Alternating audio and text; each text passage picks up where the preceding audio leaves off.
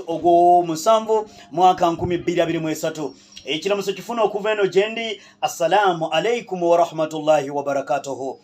Agange yenze muzukulu solo sonko musa mukwano gwange ateredde mu program The Inside Story jukira nti lubeera lunaku lwakuna okuva ku lwokuna kupaka ku lunaku lwakutaano. The Inside Story mukwano gwange nze mbeera emabega w'emizindaalo ne twongera okulabika nti mukwano gwange tugaziwa katikiriza nyongera okulabika nti nkwanirizaako abali ku nguudo ezingira ezifuluma Kampala akadde kano nga mukwano gwange otaddeko The Inside Story. Bannange nkwebaza ne sokobaza yenna abamaze okutwegattako ku YouTube channel eya Pale FM News. Tuli live loud and clear Facebook page eya Pale FM Uganda mukwano tuko tongera kubanga otambula fenna ku nguudo ezingira ezifuluma Kampala akadde kano nga mukwano gwange otaddeko The Power of Africa Radio katikiriza mukwano tongera kubanga tubambaga bingi betwetaaga okwongera okulabika nga tutegeera semazinga wa Africa amajje gamaze okulabika nti gawambye government.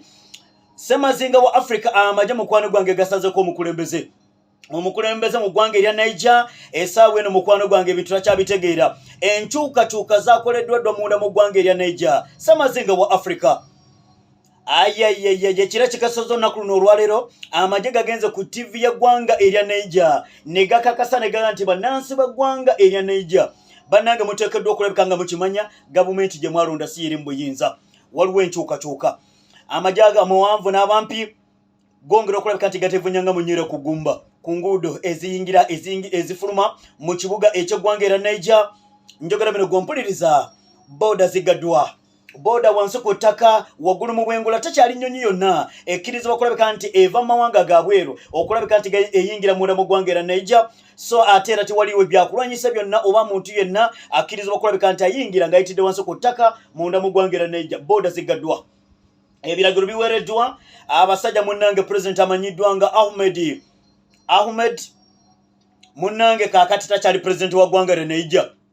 Ge mawulire getongera okulabika nga tufuna ekiro ekikesezo nnaku luno olwaleero abadde president takyali. Enkyukakyuka bezibe zongera okubanga zikolebwa. Abakulembeze b'amawanga ga Africa abasinga obungi bamaze okutuuka munda mu ggwanga erya Russia mu kibuga ekimanyiddwa nga St. Petersburg wakati mu kwongera okulabika nti Vladimir Putin munnanga ayongera okulabika nti abaaniriza omu ku abo abagenyi kwekuli omukulembeze w'eggwanga erya Uganda amaze okulabika nti mukwano gwange atuuse munda mu ggwanga erya Russia tagenze yekka agenze n'omutabani. President Kagura Museveni bw'abadde ava mu Uganda munnange tagenze yekka omwana amugambye nti dadi nange ntwala n'amugamba nti bakwambaze yambala n'ayambala y'omu ku abo batuuse mu ggwanga munnange erya Russia. Omukulembeze w'eggwanga erya Uganda taliimu, Vice President w'eggwanga erya Uganda ali Tanzania, Prime Minister w'eggwanga erya Uganda ali Italy. Ozanyisa Katonda nga yagambye kukuuma ggwanga. Kati nno byonna ebyo mukwano gwange ng'obiwulira erigwa omulungi atuuza ku Power of Africa Radio eggwanga erya Ukraine amulu getongera okubanga tofuna mu ggwanga erya Ukraine abamu ku bapiigana gye bagamba waliwo ebyongedde okulabika nti mukwano gwange biremesezza olutalo luno okwongera okulabika nga lutambula. Omusajja amanyiddwa ng'omu Russia atufukidde akayinja mu ngato buli lwe tugezaako okulabika nti wonna tuyita yetegeka landmines kizibu nnyo okwongera okulabika nga openetratinga oyingire munda neye slow but sure. Eggwanga erya Iran kibuga Tehran bamaze okulabika nti basaba okuludde kati mukwano gwange batandise okwegezesaamu amagye ag'okumaze ag'eggwanga munnange erya Iran batandise okwegezesaamu okwano gwange lengera ebyuma koza atende ku radio oba okyayogera ebyo just wano nkusindirako kuwa ebyo byennina nteekateeka program eno nga nina gwe mbirowoozo. Defense Minister w'eggwanga erya Russia Sergei Shoigu buterevu bulambalamba asinkanye president w'eggwanga erya North Korea Kim Jong-un alabiseeko eri eggwanga n'ensi okutwaliza ewamu nga ali ne Defense Minister w'eggwanga erya Russia.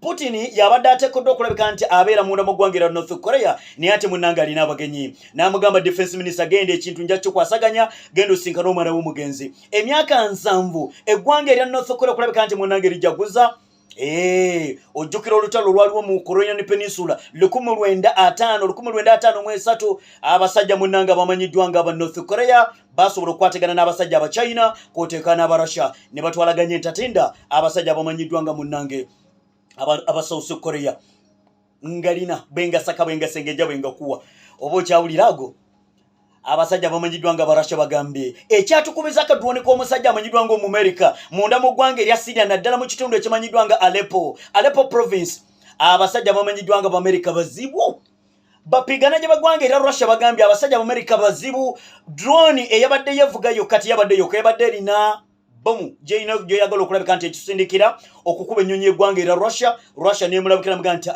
mutusanze tulaba ne bakayisaamu olwokyo kadrone k'omusajja mu America kati bingi byonna tugenda kubanga tubitegeera just nkusunirako busunizi kwebyo bimaze oteekateeka okkiriza ne tugenda mu katundu kaffe akabweru tube lwali tuyetaaga kulabika